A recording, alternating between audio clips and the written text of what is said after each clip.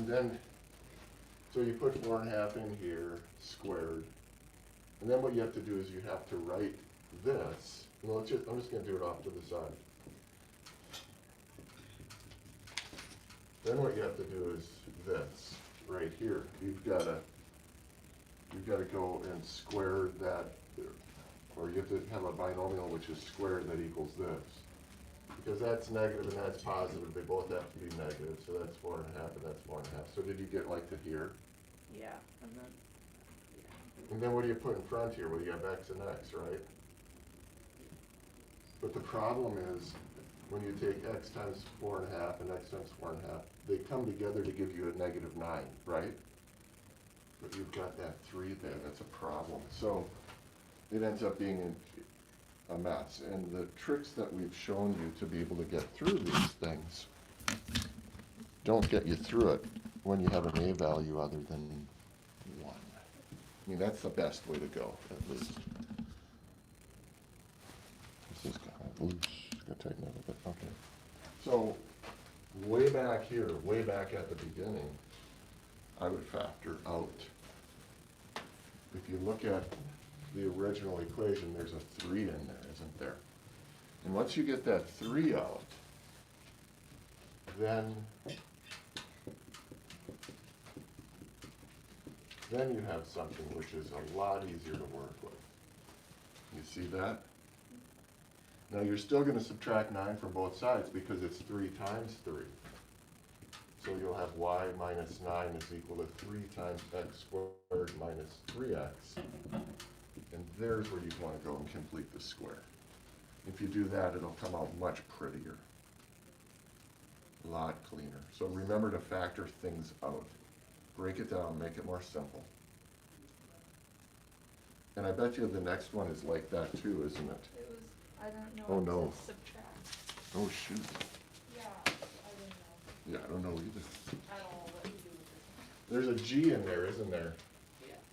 Does that make it a little, huh? So confusing?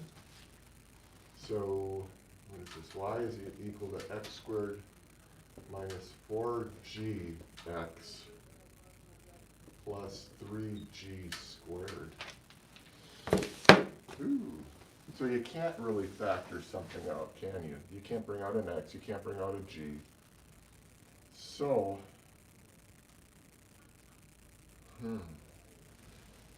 let's just start by doing what we think we do. And then take half of the coefficient of x and square it. Just, you know, when you have these that look more and more algebraic, I think the best thing to do is just kind of stumble through doing, you know, kind of, you know, following the rules. You're taking half of b and squaring it. And in this case here, what do you think the b value is? The -4.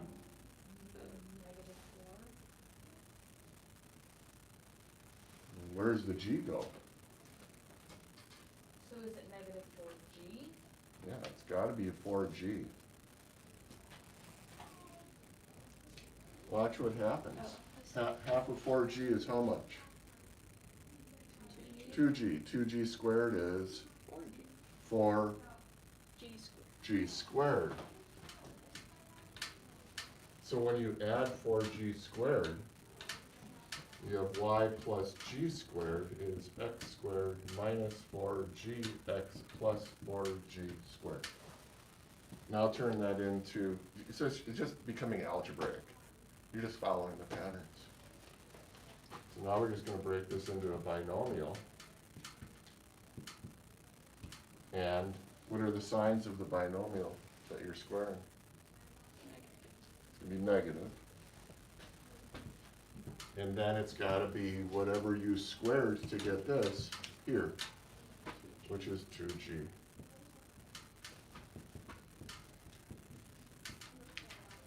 So, I mean, that's it, really.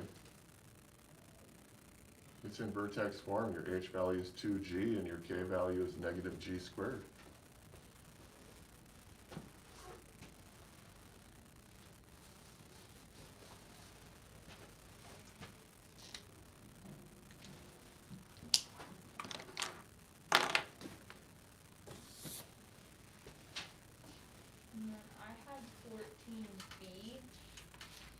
B as in boy, Yes, on the same page as page set? 413, yeah. Yeah. So you need to find an equation for the line through the points A, B, and BA first. What did you come up with for that? I got y minus b equals x minus a. Y minus B is equal to X minus A. How did you do it? Because I went to find the slope. So I did y sub 2 minus y sub 1 over x sub 2 minus x sub 1. And what did you get from that?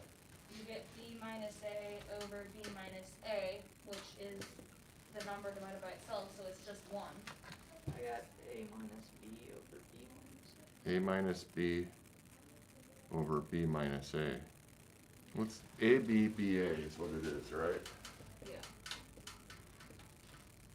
So you take, Okay, so if you did B minus A, you gotta go this direction. oh shoot, I did the wrong So direction. this doesn't work. I did the wrong direction. Yeah, It's so that's A what o- it is. Okay, yeah. So that's your slope. Wait, no, isn't that the other way? Isn't it a minus b over It it? could be either way. Can be either way, it's the same. Same thing. Yeah, it's the same, Alright. same. So, what does that equal? Yeah, like the slope. Is that it right there? Yeah, can you leave it like that? Well, you could simplify it, I think. Is there another way of writing the numerator?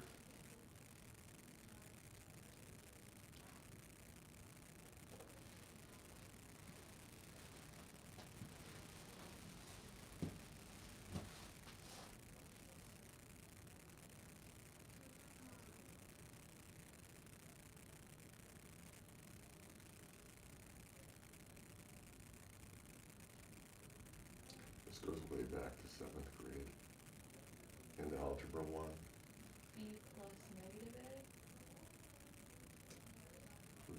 a? Yeah, you could say B plus negative A, okay?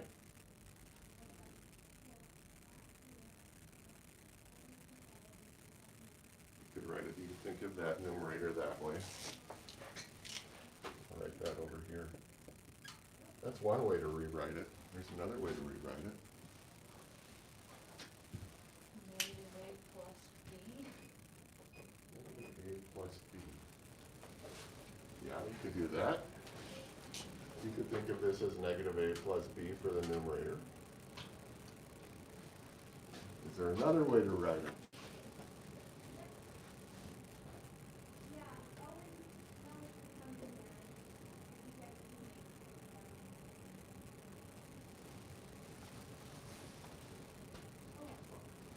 There it is. And I think this is like a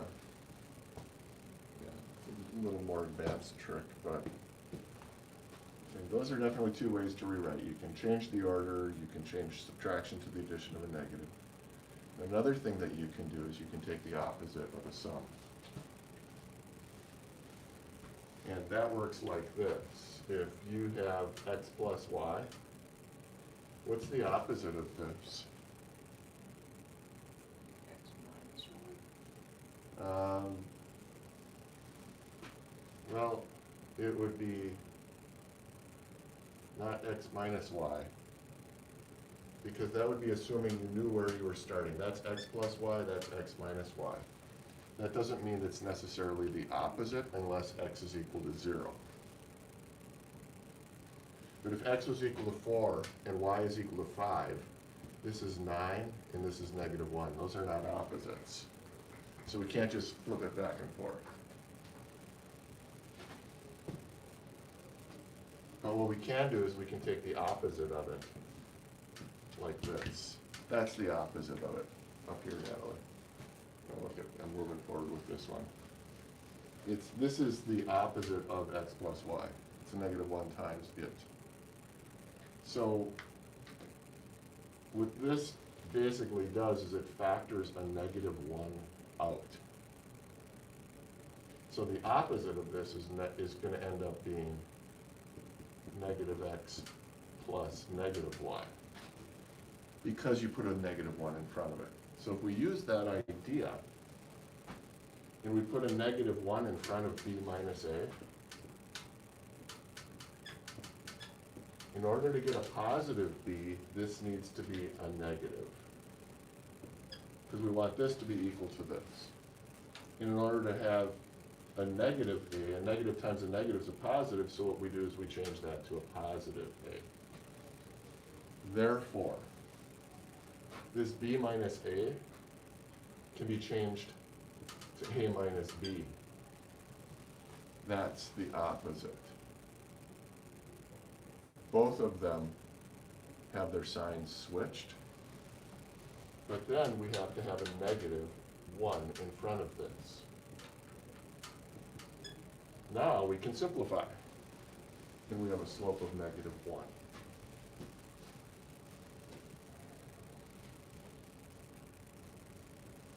It's a good one to write down.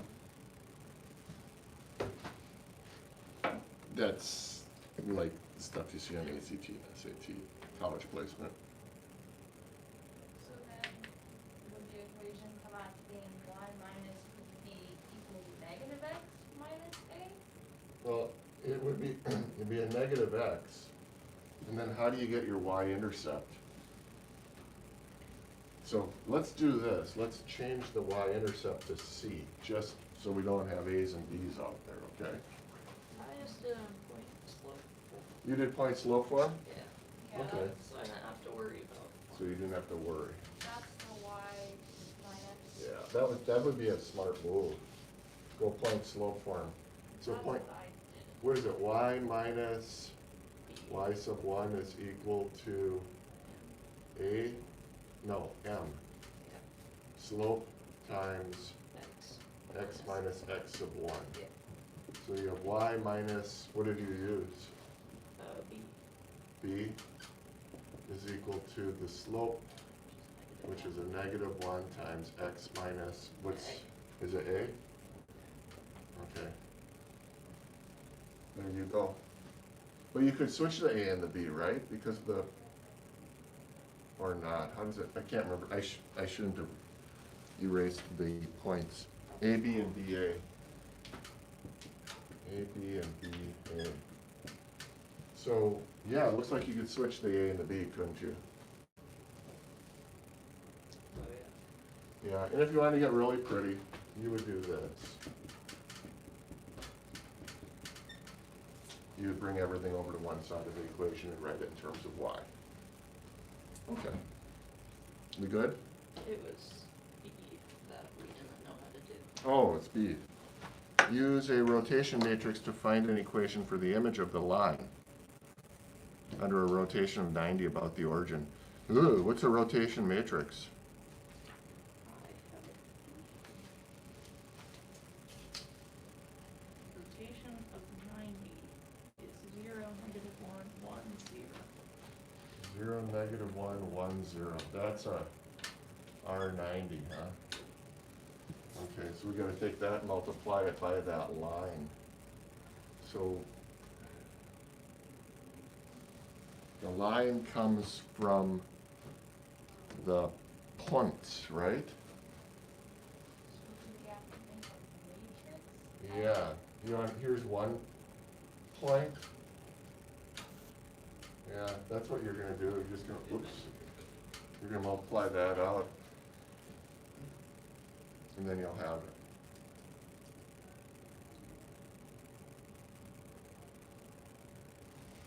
So it's a times 0, b times 1 added together. And then a times -1 is negative a. And then b and a and negative b.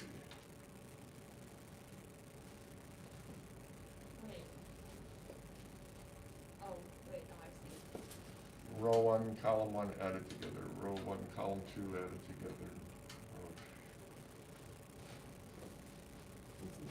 Sorry, I'm giving you the 40-minute day version of that one.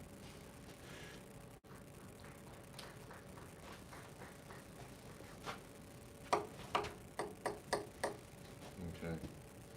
So, do you want to see the proof of the quadratic again? I have 20 minutes with you, and that's it. You'll take 10 minutes to prove, and then you only have 10 minutes for examples. Or should we skip the proof of the quadratic and move on to using the quadratic? Yeah, I'm gonna skip it, it's in the book. I like to do it, I think it's fun, it's cool, but I did it for you in Algebra 1. And it's there, it's in this book, it wasn't in the Algebra 1 book. But it's important to understand what the quadratic does. What the quadratic does for us when we use the formula is it allows us to find out what values of x, when put into the equation, give us an answer of 0. That's what it's all about.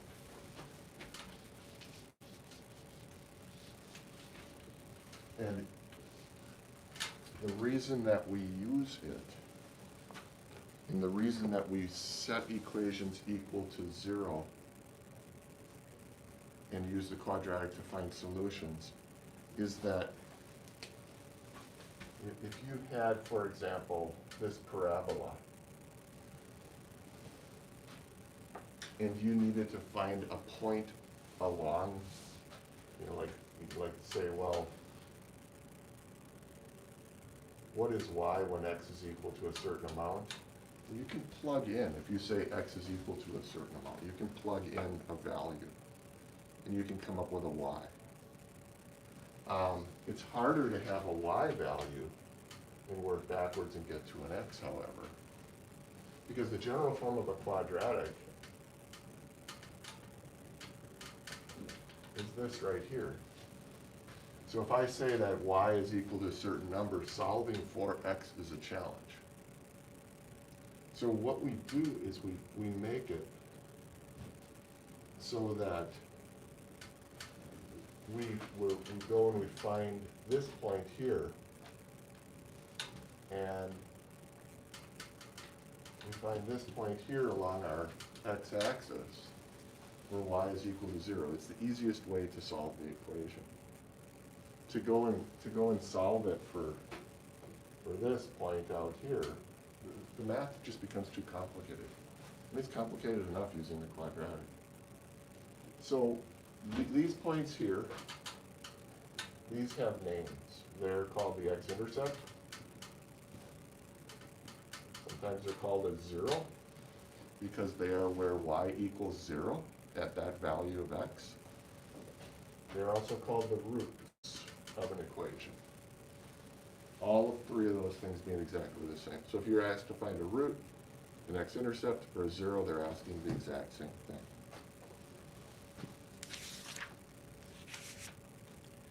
So from the proof, we get essentially this.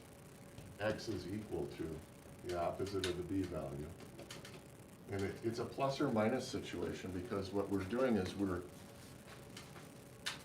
solving for an unknown underneath the radicand. Whenever you do that, whenever you bring an unknown value out from under the radicand, you have two solutions. So this is going to be b squared minus 4ac, as you've seen before. And it's all divided by 2 times the a value. So watching your order of operations, watching how denominators affect different parts of this, that's kind of the big trick. And then watching signs when you're solving these kinds of problems. So the first example, it says, to the nearest foot, how far from home plate was the outfielder when he leaped to catch the 10-foot high ball? And that comes from the introduction to the lesson. And they give a formula. They give a quadratic formula. And they're using h height instead of the y value. And the formula that they give, it's not a nice one, but it's negative 0.00132 x squared plus 0.545 x plus 4.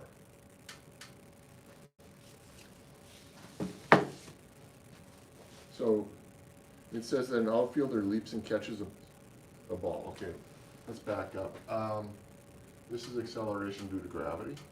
Must be some friction involved. This is upward velocity, and then this is starting at 4 feet.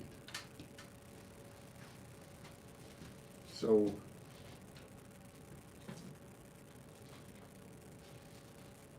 the person hits a ball at 4 feet. So the picture looks like this. So they have a pitching machine. Here comes the ball, 4 feet. They hit the ball, comes up. This outfielder jumps, and then they catch the ball with their mitt at 10 feet. So that's the direction that the ball's traveling. So it's assumed that this is going to follow a parabolic path, and it will. All objects do. There's going to be a little variation in that because of friction, but we're assuming friction is going to be negligible at this point. So we want to know, if you think of this ball as being, no, I don't want to do it this way. We think of it like so. We think of this ball as, it could have been at 0 if it would have been hit from the ground, but it was hit from 4 feet. So it goes up, it comes down. And as it goes up, it's going to pass through 10 feet. And as it comes back down, it's going to pass through 10 feet. So there's two locations in time, which is on the x-axis. There's this location here shortly after when the ball was hit. And actually, the 0 should be right here. This is 0. So shortly after the ball is hit, it gets up to 10 feet, it goes higher, it comes back down. And if they miss the ball, it's going to keep going, and it's eventually, back here, it's eventually going to hit the ground. So what we want to do is we want to do a transformation of this equation. We want to move it. And what we need to do is we need to look at this height of 10 and plug it into here. If we had 0 here, we could find this root and this root. But what we're going to do is we're saying, well, what happens when it's at 10 feet? Well, at 10 feet, the same equation, the same parabola is followed. But this right here, we can't solve that with the quadratic.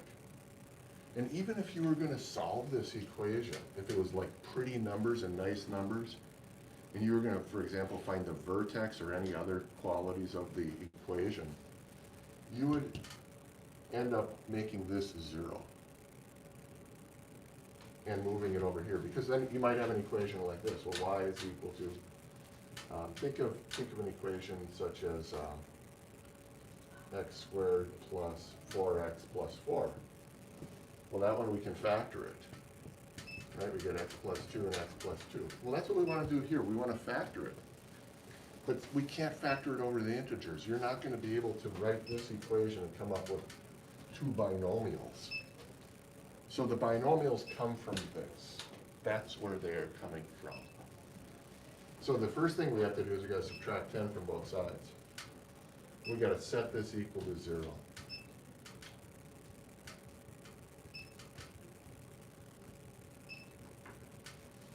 And once we set it equal to 0, then we have an a, b, and a c value that we can plug into the quadratic and we can solve it. And then what we will do is we will end up with 2 values, which both of them are going to be the time that the ball is at 10 feet. And then we just have to decide which one makes sense. And it'll be pretty obvious. Because one will be almost immediately when the ball is hit, after when the ball is hit, and then one's going to be a little bit later on. So this is an ugly one. It requires your calculator. It requires you to be punching away and helping me with this. So we have negative b. So what we're doing is we're saying x is equal to whatever we solve.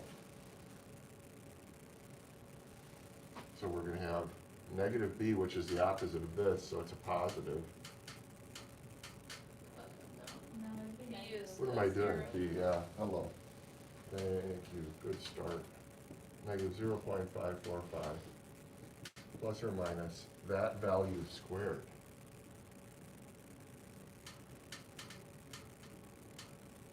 minus 4 times that.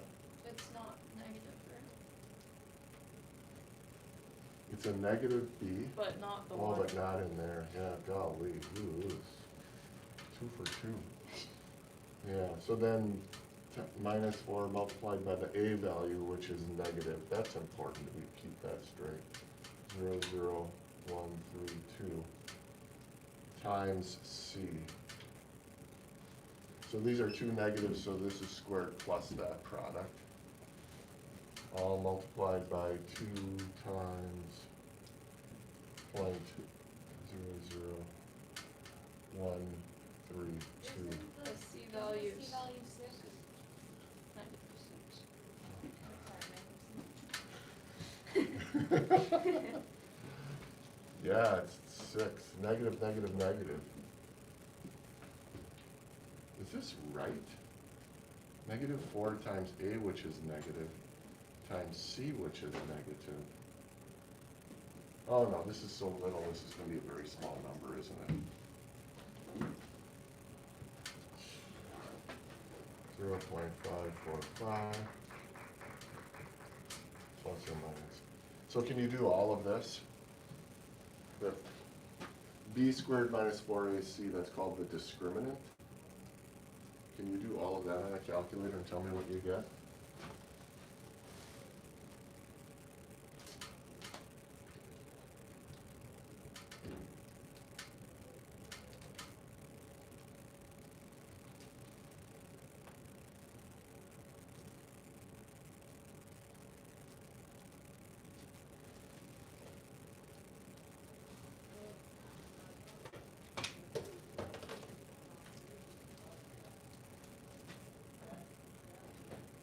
Zero point two six five 0.265, 5345. like this?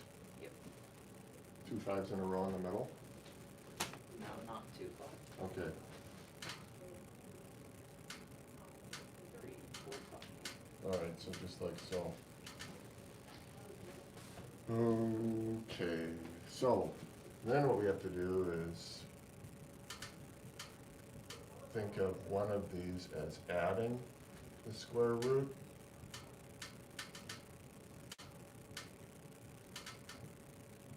And dividing it. And then we have a second solution, which is subtracting that square root. All divided by.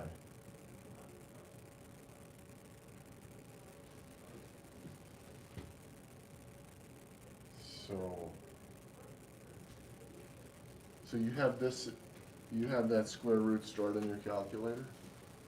So you know you can slide up and down with your arrows to grab that number and use it for other calculations.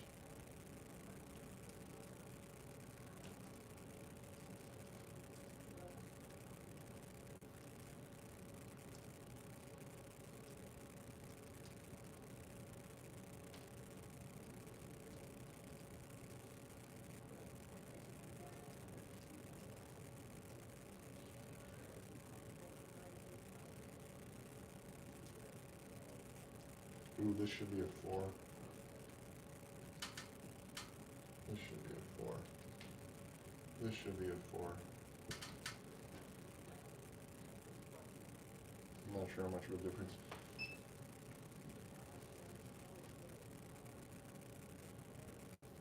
What numbers are you guys getting?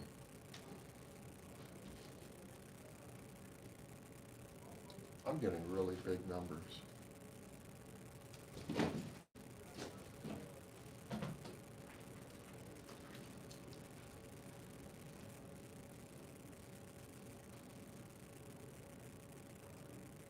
I got a negative.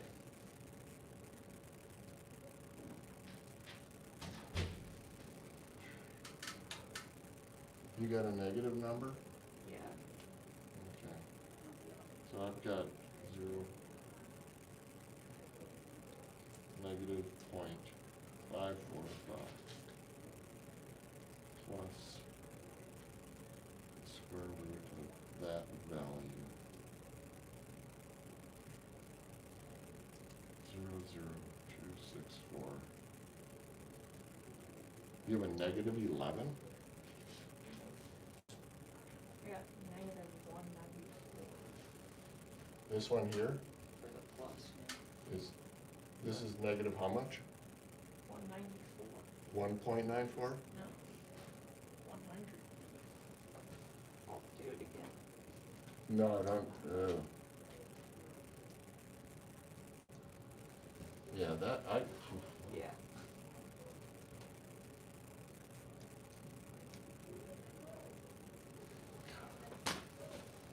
who did they get? Yeah. I mean, we're doing what we're supposed to be doing. They got 11 feet and 402 feet. 2 times A is negative. So I've got a negative this plus B squared minus 4 times A times C.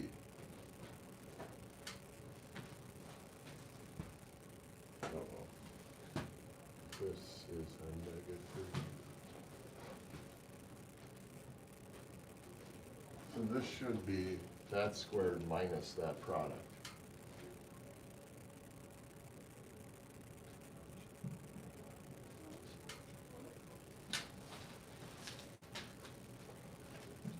It should be, so this should be a negative when you get this. So 0.545 squared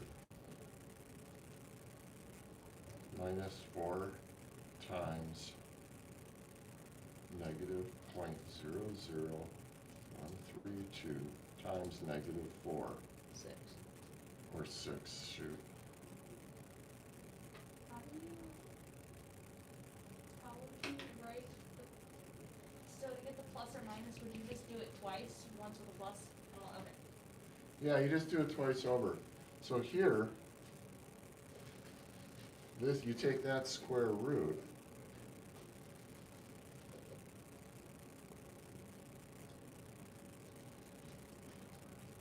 okay, so that ends up being like 0.515.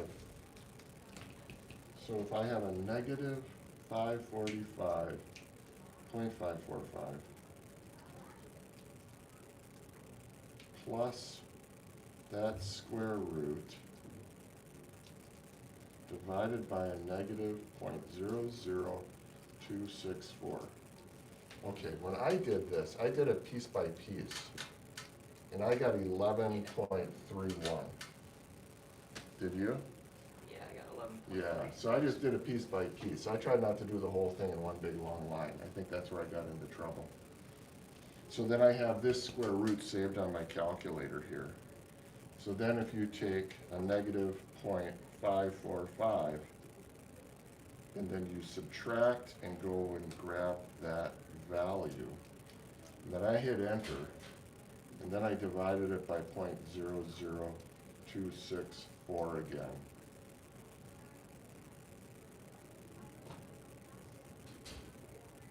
Did you get a 401? That's what the book thought. Yeah, I got like 401 point something. So, oh, Where did you get the 0.265? That is all the stuff under the radical multiplier. okay, yeah. So this right here is all of that. I wrote it down because it was terminating. These are feet. Because that's not what I get when I do that. Can you put it into the calculator?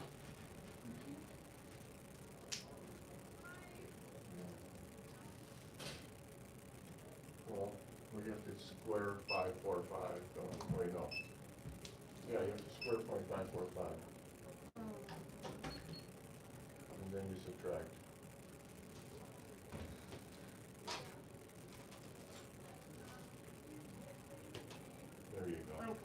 Now you have it. That was where my phone, okay. This is, oh, okay. This isn't time, this is distance. It is not time. Well, that's good. Too much clunking along. Shoot. So I only need to have chapter 6 downloaded for this week, or Are you putting them on your phone?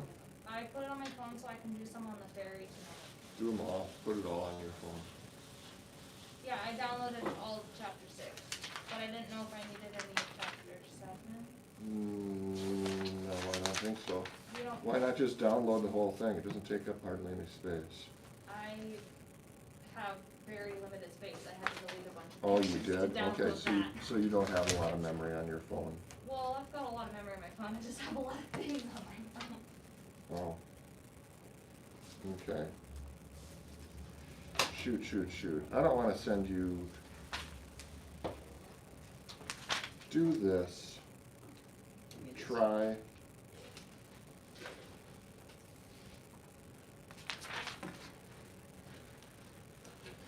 Try the ones that go, try 4 through 10. Okay, we'll do the rest of them in class. So we're gonna slow down a little bit. Just watch what's on. Okay, will you change what's on that Google Doc? Yeah, As we slow down? yeah, I will. Okay. And if we're just, I don't know how